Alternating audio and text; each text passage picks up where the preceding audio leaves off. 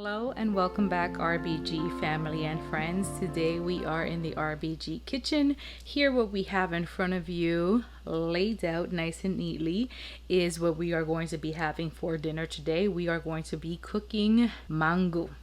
Yes, you heard it well. In this Puerto Rican kitchen, we're going to be doing mango. I already have the water that has been salted already. It is already at a rolling boil. So we are going to get ahead and get ready to peel these plátanos. We have three. We have olive oil that is going to be used to saute this red onion with some vinegar, some black pepper, and some salt. We have our utensils either to peel the plátanos and cut the onion. We have knife, butter knife, our spurtle, and our tongs, which we will use for different uses.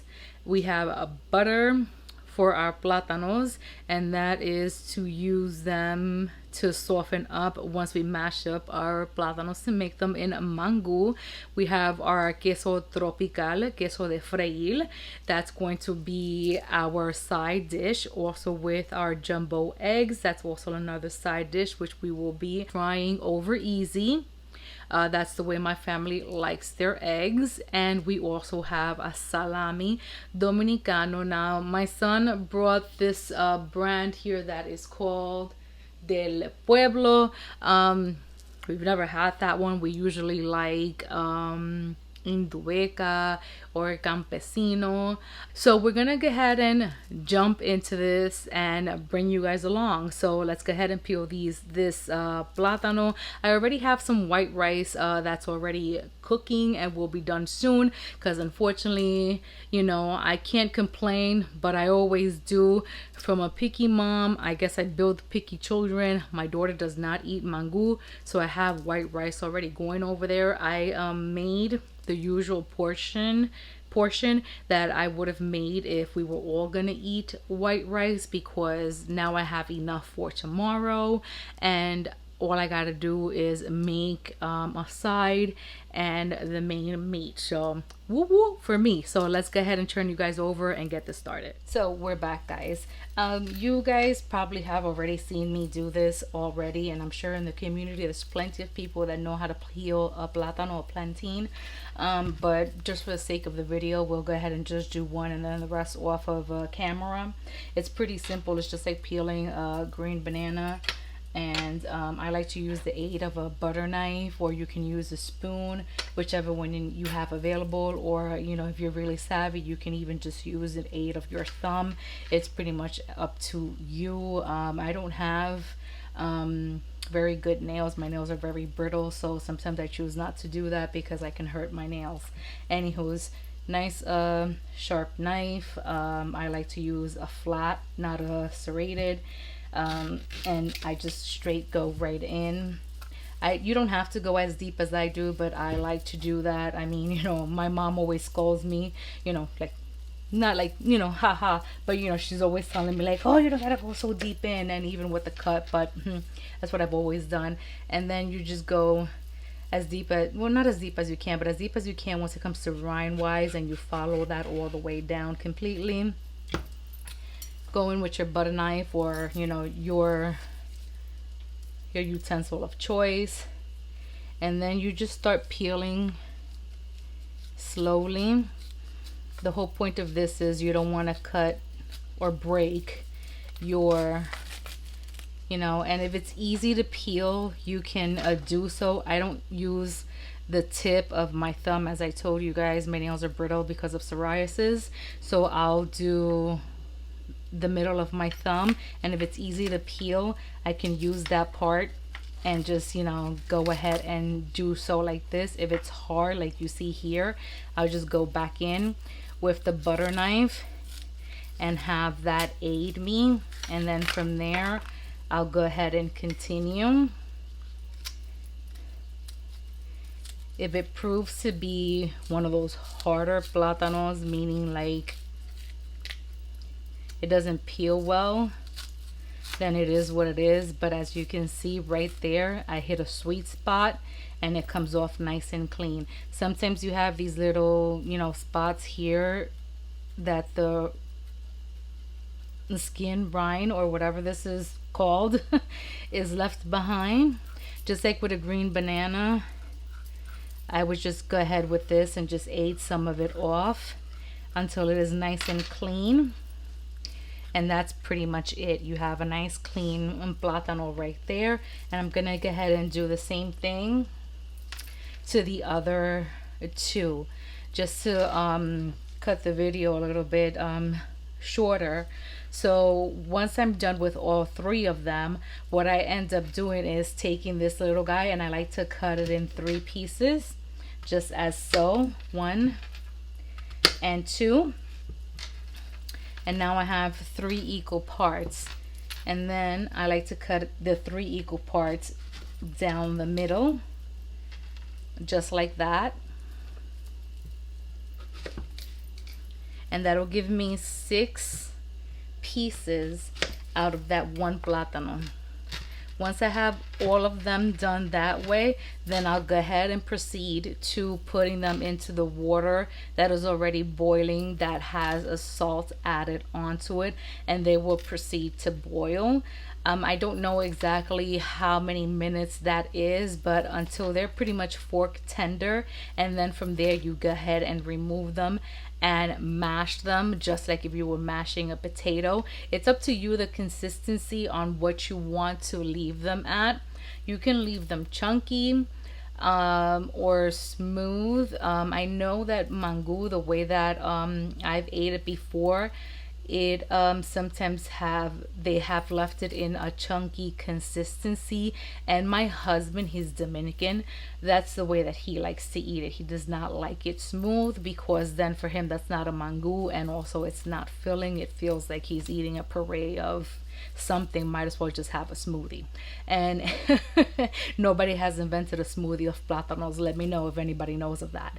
So we're gonna go ahead and continue with this process, and I'll bring you guys back in for the next step. So now that I have the plátanos boiling in their salt water, the rest of the process continues, because now you use the spare time to go ahead and cut your queso de freír and your salami. So we're gonna start off with the queso de freír, and then we'll clean our station so there's no cross contamination with anything, which is why I left the salami for last, which I think it's cooked salami, but whatever. Like I told you, the headspace. So we're gonna go ahead and cut into this puppy and go ahead and cut it up. Knife skills, guys, knife skills.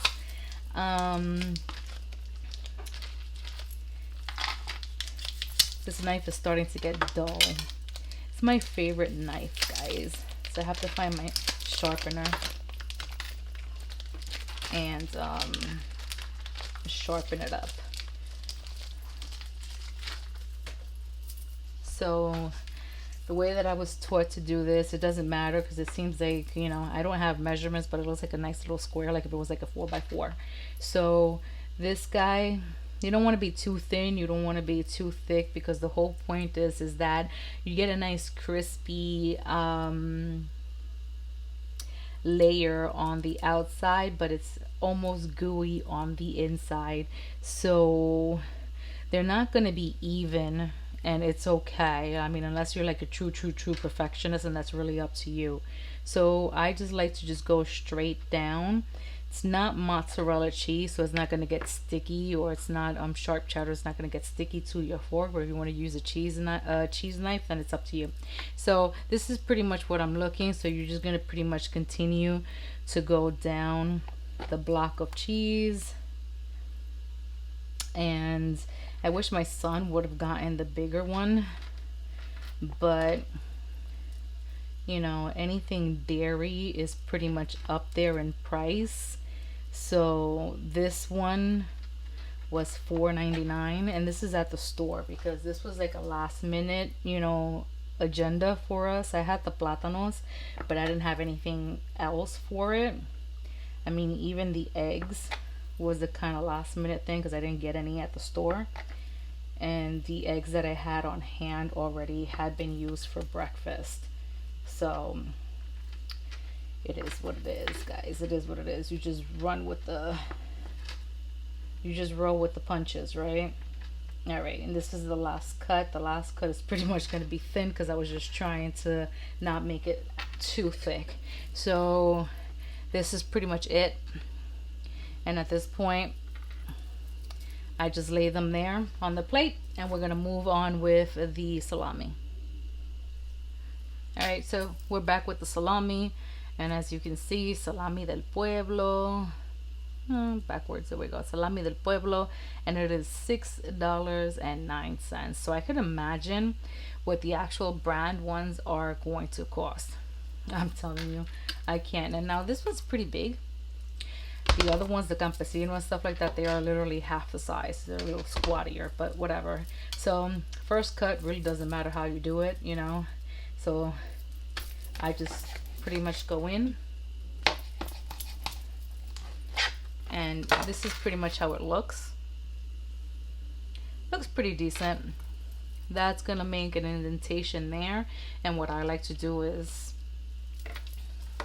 make a slit, as you see right there. And I'll find my kitchen shears at that point and just cut it right there. And I'll have it go around. It's not working with me, guys. I'll have it go around and around, and then whatever I don't use, I'll put tin foil on it, and it looks pretty much like that. And once again, your discretion on how thin or how thick you want to make these guys. I don't like them thick because then I feel like it doesn't fry as well. But don't make them too thin either, because then they'll fry like a chip, and not a good consistency either. So somewhere in the middle. You gotta know, like, you know, where it's a good, you know, thickness. So from there you just go straight down, and you just keep going to how many you want. And I literally just went down to as much to where I exposed, which I'm fine with. You know, this is pretty much for my husband and my kids. I mean, I like it, but I don't fancy it too much. So I'll have a couple of slices, nothing too crazy. The rest I'll wrap in tin foil and put it in a Ziploc bag to just protect everything. Don't forget the little stump. Sometimes that's just a snack. Or if I can, you know, get my hands in there without, you know, cutting, you know, my nubs off, you know, my fingers off, then I'll try to make it, you know, a little smaller. But other than that, that's the salami. We're going to put it in a plate so it can sit down, and then we're going to move on to the red onions. So with the onion, we're using the red. With this guy, I already went ahead and peeled. So to make it short and sweet and simple, I'm just going to literally just cut it in half. And at this point, I'm just slicing it straight down. Nothing cute, nothing fancy. Don't claim to be a chef, so I'm not sitting here doing no tricks and none of that for you guys. So it is what it is. I'm not trying to cut my fingers, so I'm not gonna take that all the way down. I'm just gonna take it down to where I'm comfortable, and that's that. Now these onions are just for my husband solely, and it's to dress up his mangu on the top and to give his mangu flavor. Yep, this onion's done. This is more than enough for him. So what he likes me to do is put it in a bowl just as is, and he likes me to, which is why I have gloves, because if I don't do this, I'm gonna have onion smell in my hands and the nails that I ain't got. So it is what it is. So he likes me to just get in here and just scrunch them up, I guess, so they can release their natural juices. And this is pretty much what I do. And they literally do that because you can see that they instantly go from like looking dull to looking alive and looking shiny, and my eyes go from being dry as nobody's business or the Sahara Desert to the Niagara Falls. So let me go ahead and continue doing this. This is literally the last step once it comes to prepping before actually going to the stove. So after I do this, I'm gonna go head over to the stove and check on the plátanos to see if they're fork tender, so I can go ahead and turn them off. I'm gonna check the rice. If the rice is fluffy, I'm gonna fluff it and move it off the stove so I can put the frying pan on the stove and start frying up some of these stuff that I've already pre-cut, and start mashing up these plátanos, and best believe I'm gonna take you with me on every step of the way. Okay, so now we are at the section of frying the cheese. I'm gonna go for the cheese first. We already removed the plátanos off of the stove. They are fork tender and they are sitting still in their water because I'm not gonna mash them until all of this is done. They might get cold on me and then they toughen up, so we don't want that.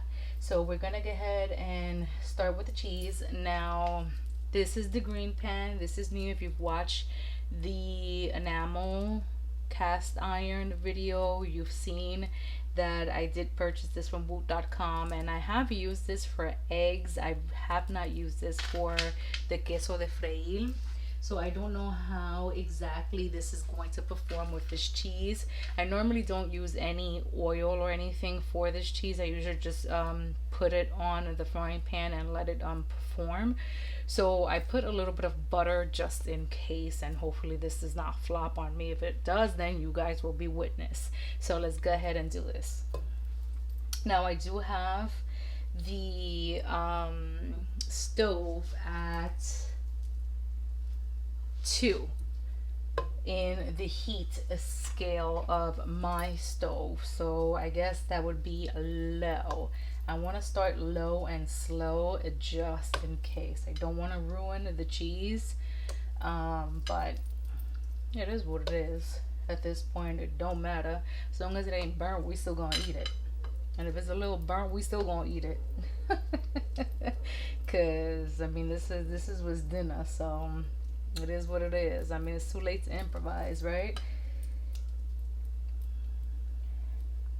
So I mean, it's you know what I like to call dancing in the pan. So right now we doing pretty good, so I can't complain. So let's see what happens. I'm gonna raise the volume a little bit. I mean, call me impatient. Yep, that's exactly what you can call me.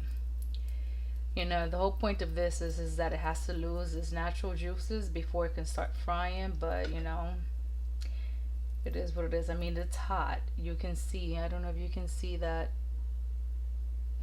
Maybe if I lift another one up. No, they're starting to get soft, so can't lift them up anymore. I'm using my tongue here, as you can see. Oh, look, it matches. Did not mean that to happen. But, you know, at this point, I'm just moving them around, making sure that they don't stick. I mean, it claims to be non-stick, so I just put the butter, like I said, just to have peace of mind. You can tell I'm not a daredevil, right? If you haven't realized that already, just told you. Spoiler alert.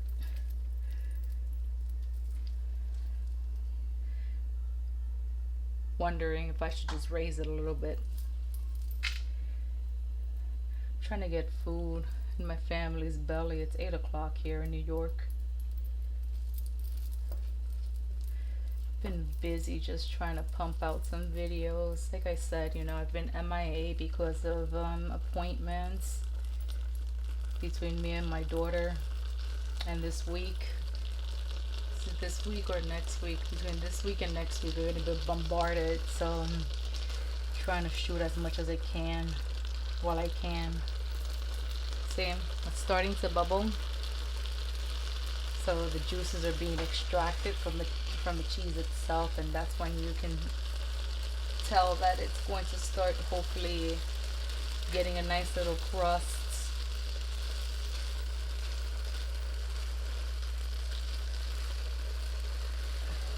Yeah, it's starting to get soft, which is what we like to see. Yeah. Perfection.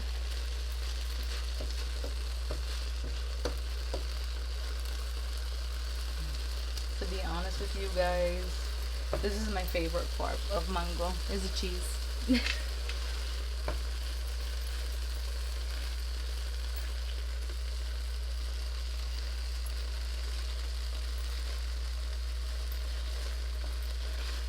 It's the cheese. I said it out loud. It's the cheese. Yeah, it's starting to stick. I don't know. I don't know about this non-stick situation. Even in my non-stick pans, it would stick. So, you know, cheese is cheese. So, as long as it's easy to clean, then I'm okay with it. But I don't want it to ruin my food either, right?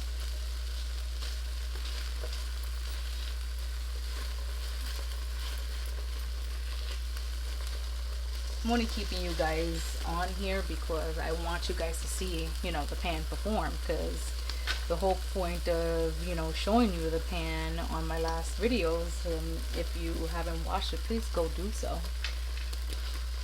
But, you know, the whole point of showing you pans and pots and stuff like that that you purchase is also the follow-up, you know, so you can see the pans or anything that you show on in action.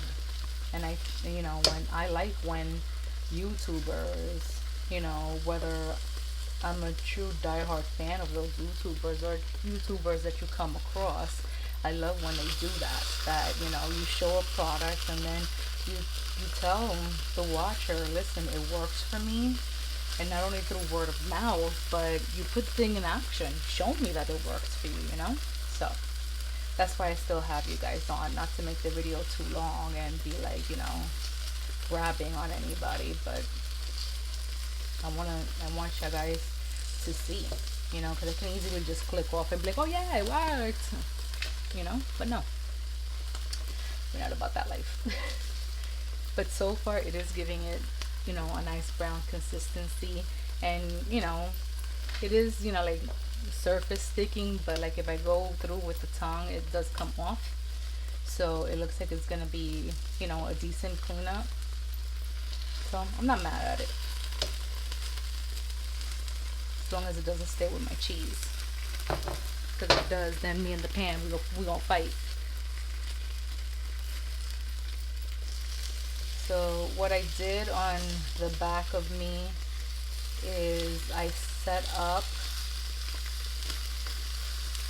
so I have set up 4 plates. I think I can, yeah, I have 4 plates set up, and I will evenly divide these in between those 4 plates, so we can hopefully evenly get an equal amount amongst the 4 of us. So this is what you're trying to look for, guys. I'm gonna try to see if I can lift one up. See, I'm trying to get that nice little brown crust on both sides. And if it gets nice and gooey, then amazing, then you've done a phenomenal job. But you also don't want to burn them, because then you failed. But yeah, but the pan is performing amazing, so let me go ahead and finish these guys, so then I can move on to the salami. Don't want to take you on here for too long of a journey just seeing me fry cheese. All right, so that's what the pan looks like after I was done with the cheese. That's not bad. And look, if I go with my tongue, you can see it comes off, so I'm not upset. So I'm not gonna go ahead and put any more grease or anything on it, because these bad boys are gonna let go any grease that they have to offer. So I'm just gonna go ahead and plop them in. And all of these, I think, fit in there. And as you can tell, the pan is hot because I just took the cheese off.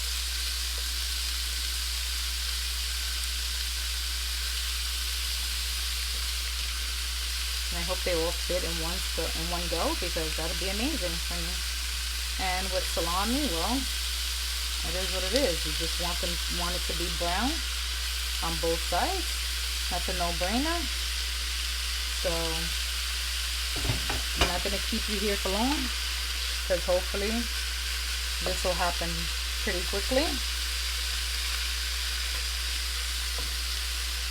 And as you can see, like I said, it happens pretty quickly, especially because the pan is hot. You can see. So we'll bring you back once I'm ready to do the onions. All right, so we are back at the pan. Now we are ready to do the red onions. So pan is hot. I'm just gonna put a little bit of olive oil. And that's Goya olive oil. Is just in my Rachel Ray oil dispenser, if you will. We have the red onions here. Just trying to coat the bottom of the pan as much as I can. We're gonna use our spurtle. I hope I'm pronouncing that right. And we are just going to dump in all of our red onions in there. Now, while I was off camera, I went ahead and did some eggs. And those are over easy. That's the way my family likes their eggs. So everything is literally waiting over there.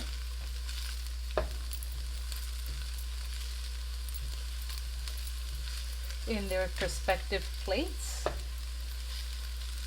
So we're gonna leave that on low heat until they get translucent. And we are going to move over here to a glass bowl so we can start mashing up the plantains. All right, so I have my eyes on the onions. So what I'm using is a cucharon that has holes in them to take out the plátanos. And they're still nice and hot, and they are fork tender. I'm gonna be putting them in the glass bowl that we have here. I did taste the water and it is nicely salted. Now don't throw the water out, because the water is going to aid us in the mangu making, and also the butter that we have in front of us. The butter was multi-purpose use today, not only for aiding us with the cheese, also aiding us with the eggs as well. So right now I just have your standard potato masher, and I'm just gonna go in literally, and it's plátanos. You're gonna hear my bracelets hit the glass bowl, so I apologize. It's plátanos, so you're just gonna need a little bit of extra force. And at this point, you can go ahead, so you don't work overtime, you can go ahead and put your butter in. I want it extra soft, so I'm just gonna go ahead and just put this all in so I don't have to store it back into the fridge. And this is gonna aid it to soften up the plátanos. And it's also going to give you a creamier consistency. Think about it when you make mashed potatoes, you add butter or sour cream or mayonnaise, whichever one is your choice to add to your mashed potatoes. It's kind of the same thing. So also to aid the smoothness of your mangu, you also add the water where your mangu is cooked in, because it's not only going to add flavor, it's also going to thin out your mixture. So I'm just using your regular old ladle, and I'm just gonna put in for right now just 1 ladle full, and I'm going to see where the consistency of my mixture is. And if that consistency is fine, then I'm gonna leave it where it's at. Remember, don't add it all at one time, because then if the consistency is too smooth, then you can't fix that. So it's always good to add it little by little. So I'm gonna go ahead and finish this off, and I'll see you at the tail end. All right, so I went ahead and finished mashing everything up. As you can see, there goes your consistency. So it turns out that the butter that I added in initially and the 1 ladle full of the water where the plantains cooked in was perfect. The consistency is smooth, it's still nice and warm, it's nice and soft, and it still has the chunks still in it, so it's not like puree, I guess, if you will. It still has a bite to it, so it's perfect. So I'm gonna move you guys over so you can see me finish it off the onions, which is gonna go on top of this to add an extra oomph of flavor for my husband, and then we're ready to plate. All right, so I had this at low heat because we were finishing up the mango. I'm gonna raise the heat a little bit. They did get a little bit translucent for, you know, the color purple that they are. So I'm raising up the flame. As you can hear them start sizzling. So what we are gonna add to this at this point is going to be, I went so far to get them and they were right here next to me, guys. I am tired. All right, what we're gonna add to this is first some salt. And I never go over anything with the bottle of open salt. I usually like to just pour it in my hand and just pinch some and then just go over. Oof, made a mess on the stove, guys. The stove has been cooking today. And I just like to just pinch it over, and then whatever's left, I don't even try to pour it over there. The same thing with my pepper. This pepper bottle, she's aggressive, so I just do the same thing, just pour some on there. And I know that the onions are going to be on the spicy side as it is, so I don't want to do too much. So at this point, I'm making a mess, guys. I'm tired. I just want to feed my family, so at this point, I'm not even caring. So this is the tail end, guys. Gotta clean up anyway, right? So there you have it. Now the important part of this is vinegar. And you're gonna hear it sizzle. So I added a little bit.